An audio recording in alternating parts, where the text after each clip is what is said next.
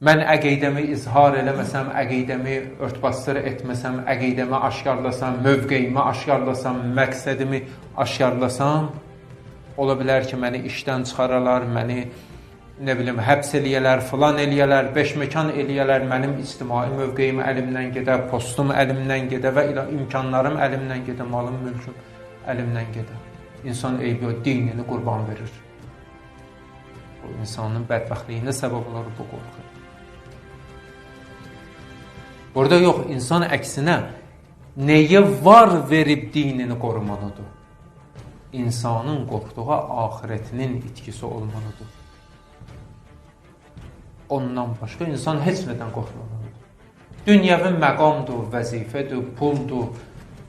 Bunları Allah vermişdir də. İlk gündə yox idi ki, heç birimizə. Sonradan qazandıq. Hörməti, izzəti də həmçinin.